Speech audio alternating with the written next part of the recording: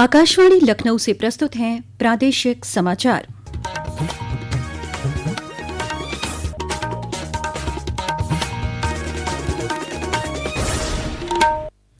मुख्य समाचार।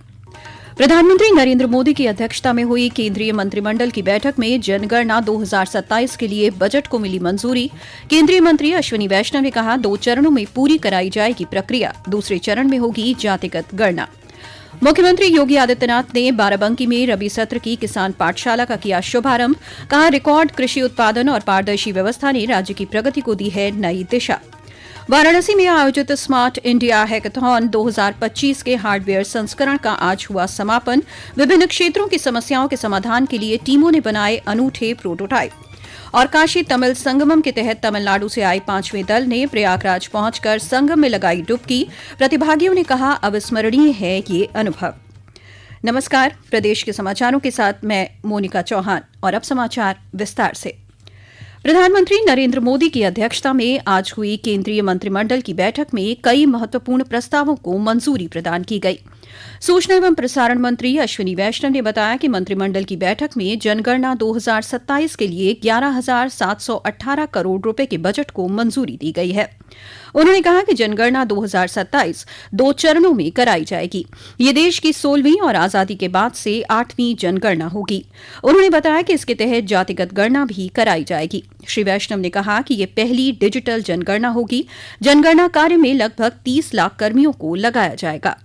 Census 2 phases में होगा। फेज 1 में फोकस रहेगा हाउस होल्ड्स के अंदर क्या एमिनिटीज है, हाउसिंग कंडीशन कैसी है, कच्चा घर है, पक्का घर है, घर में कितने रूम्स हैं, किस तरह से, घर में कोई व्हीकल है, घर में इलेक्ट्रिसिटी कनेक्शन कैसा है। That will be the base for phase 2, जिसमें बहुत इंपॉर्टेंट है demographic, socio cultural and economic parameters का इन्यूमरेशन किया जाएगा पूरी जनसंख्या का। ये फरवरी 2027 के हिसाब से किया जाएगा, भारत के कानूनों के हिसाब से। इसके अलावा मंत्रिमंडल ने कोयला संपर्क नीति कोल सेतु में सुधार को भी आज मंजूरी दी। प्रदेश सरकार आज से 29 दिसंबर तक सभी जनपदों में किसान पाठशाला का आयोजन कर रही है। इसी क्रम में मुख्यमंत्री योगी आदित्यनाथ ने आज बाराबंकी के दौलतपुर गांव में रबी सत्र की किसान पाठशाला का शुभारंभ किया। इस दौरान मुख्यमंत्री ने प्रदेश की कृषि प्रगति, बहुफसली खेती, तकनीकी नवाचार, एमएसपी व्यवस्था की पारदर्शिता और किसानों की आय वृद्धि के लिए किए जा रहे प्रयासों पर विस्तृत चर्चा की। कार्यक्रम को संबोधित करते हुए उन्होंने कहा कि प्रदेश में कई भौगोलिक जलवायु क्षेत्र हैं, जिनके अनुरूप उन्नत बीज और तकनीक उपलब्ध कराने पर सरकार काम कर रही है। मुख्यमंत्री ने बताया कि वर्ष 2017 से पहले की तुलना में आज रिकॉर्ड उत्पादन और पारदर्शी व्यवस्था ने प्रदेश की प्रगति को नई दिशा दी है। उन्होंने कहा कि प्रदेश में कृषि विकास दर 8.6% से बढ़कर 17.7% तक पहुंच गई है। पिछले 8 वर्ष में कृषि विकास की दर को 8.6% से बढ़ा करके 17.7% उत्तर प्रदेश ने पहुंचाया है। गेहूं उत्पादन में 35% योगदान उत्तर प्रदेश देश के अंदर दे रहा है, जो देश में प्रथम है। कुल राष्ट्रीय खाद्यान्न उत्पादन में उत्तर प्रदेश का योगदान 21% है। देश के कुल गन्ना उत्पादन का 55% अकेले उत्तर प्रदेश कर रहा है, यानी उत्तर प्रदेश इसमें भी देश में नंबर 1 पर है। प्रदेश के कैबिनेट मंत्री सुरेश खन्ना ने आज हापुड़ में इन्वेस्ट इन हापुड़ समिट 2025 का शुभारंभ किया। जिले के विकास को गति देने के लिए आयोजित इस समिट में बड़ी संख्या में बिल्डर और उद्यमियों ने भाग लिया। कार्यक्रम को संबोधित करते हुए श्री खन्ना ने कहा कि सरकार का लक्ष्य प्रत्येक जिले को उद्योग, व्यापार और रोजगार के बेहतर अवसर से जोड़कर आर्थिक रूप से मजबूत बनाना है। उन्होंने कहा कि यह समिट हापुड़ में निवेश के लिए नए रास्ते खोलेगा। वाराणसी में काशी हिंदू विश्वविद्यालय के अटल इंक्यूबेशन केंद्र में चल रहे स्मार्ट इंडिया हैकाथॉन 2025 हार्डवेयर संस्करण का आज समापन हो गया। हैकाथॉन के 5वें दिन सभी टीमों ने अपने नवीन हार्डवेयर प्रोटोटाइप पर सक्रिय रूप से काम किया और क्षेत्र विशेषज्ञों से प्राप्त महत्वपूर्ण सुझावों को अपनाया। इस प्रतियोगिता में शामिल प्रतिभागियों ने बताया कि वो अपने नवाचार के माध्यम से जीवन के विभिन्न क्षेत्रों की समस्याओं के समाधान निकालने का प्रयास कर रहे हैं। बरेली से आई त्रिशा ने अपनी टीम द्वारा बनाए गए प्रोजेक्ट के बारे में जानकारी साझा की। ये एक रोबोटिक फ्लोटिंग प्लेटफॉर्म है जिसमें हम क्लोरोफिल और एक्वेटिक एनवायरनमेंट में जो भी प्लास्टिक है वो सब हम डेमोन्स्ट्रेट करेंगे और ये फ्लोट करके वहाँ डिटेक्ट करेगा कि उसमें कितना कंसंट्रेशन है क्लोरोफिल का और माइक्रो और मैक्रो प्लास्टिक का। ये सारे मेरे टीममेट्स हैं और हम सब ने बहुत हार्डवर्क किया है यहाँ तक आने के लिए। ये समाचार आप आकाशवाणी लखनऊ से सुन रहे हैं। ताज़ा समाचार जानने के लिए आप हमारी वेबसाइट newsonair.gov.in पर लॉग इन कर सकते हैं। इसके साथ ही आप प्रादेशिक समाचारों का ये बुलेटिन हमारे YouTube channel news on AIR Lucknow पर भी सुन सकते हैं। प्रदेश के व्यावसायिक शिक्षा, कौशल विकास एवं उद्यमशीलता राज्य मंत्री कपिल देव अग्रवाल ने आज लखनऊ में आयोजित विकसित उत्तर प्रदेश 2047 विजन डॉक्यूमेंट पर राज्य स्तरीय विचार मंथन का शुभारंभ किया। कार्यक्रम को संबोधित करते हुए श्री अग्रवाल ने कहा कि प्रदेश को विकसित बनाने के लिए युवाओं को artificial intelligence, quantum technology, semiconductor, renewable energy, green hydrogen और ड्रोन जैसे क्षेत्रों में प्रशिक्षित करने के लिए सरकार प्रभावी कदम उठा रही है।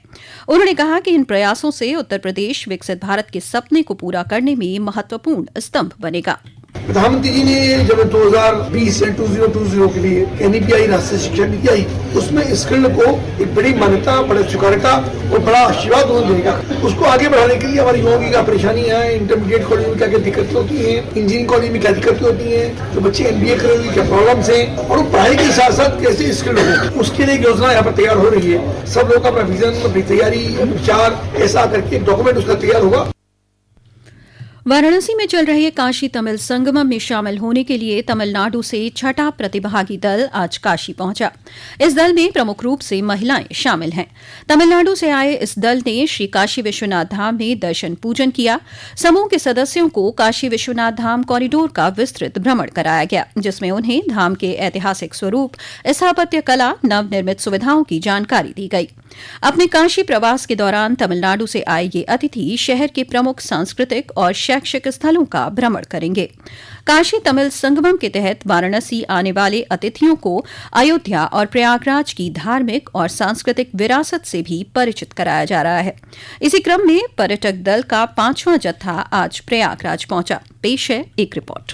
काशी तमिल संगमम के तहत तमिलनाडु से आए 5वें दल में लगभग 210 लोक कलाकार और व्यवसायी शामिल हैं। प्रतिभागियों का यह दल प्रयागराज में संगम की आभा देखकर प्रफुल्लित नजर आया। त्रिवेणी संगम के VIP घाट पर महापौर उमेश गणेश संकेशरवानी ने पर्यटक दल पर पुष्प वर्षा कर उनका स्वागत किया। महापौर ने इसे एक भारत श्रेष्ठ भारत की संकल्पना को साकार करने वाला आयोजन बताया। इस मौके पर भव्य सांस्कृतिक कार्यक्रम का भी आयोजन किया गया। दल के सदस्यों ने कहा कि इस आयोजन ने उन्हें प्रदेश के प्रमुख मंदिरों के दर्शन करने और यहाँ की संस्कृति को समझने का मौका दिया है, जो उनके लिए अविस्मरणीय अनुभव है। प्रवीण मिश्र, आकाशवाणी समाचार, प्रयागराज। प्रदेश के पर्यटन एवं संस्कृति मंत्री जयवीर सिंह और वन, पर्यावरण, जंतु उद्यान व जलवायु परिवर्तन राज्य मंत्री अरुण कुमार सक्सेना ने आज संयुक्त बैठक कर प्रदेश में इको टूरिज्म के अंतर्गत कराए जा रहे कार्यों की समीक्षा की। बैठक में प्रदेश के 4 टाइगर रिजर्व, 10 रामसर साइट सहित विभिन्न वेटलैंड के एकीकृत विकास के निर्देश दिए गए। इसके साथ ही आगामी वर्षों में प्रदेश को वाइल्ड लाइफ टूरिज्म हब के रूप में स्थापित करने की संभावनाओं पर विस्तार से चर्चा हुई। पर्यटन मंत्री जयवीर सिंह ने कहा कि सरकार प्रदेश में समग्र पर्यटन विकास के लिए अब एकीकृत और भविष्य केंद्रित रूप में आगे बढ़ रही है। प्रदेश सरकार प्रधानमंत्री किसान ऊर्जा सुरक्षा व उत्थान महाअभियान PM कुसुम के अंतर्गत वर्ष 2025-26 में किसानों को अनुदान पर 40,521 सोलर पंप उपलब्ध कराएगी। इस योजना का लाभ उठाने के लिए किसान 15 दिसंबर 2025 तक कृषि विभाग की आधिकारिक वेबसाइट पर ऑनलाइन आवेदन कर सकते हैं। किसानों का चयन ई-लॉटरी के माध्यम से किया जाएगा। प्रदेश में तापमान गिरने के साथ ही बीते 24 घंटों में बदायूं, अम्बेडकर नगर, पीलीभीत और लखीमपुर समेत आसपास के जनपदों में सुबह और देर रात घना कोहरा छाया रहा। मौसम विभाग ने आगामी 2 दिनों के लिए राज्य के पश्चिमी क्षेत्र के तराई वाले इलाकों में घना कोहरा होने की संभावना जताई है। वहीं पूर्वी जनपदों में भी कुछ स्थानों पर अत्यंत घना कोहरा होने का अनुमान जताया गया है।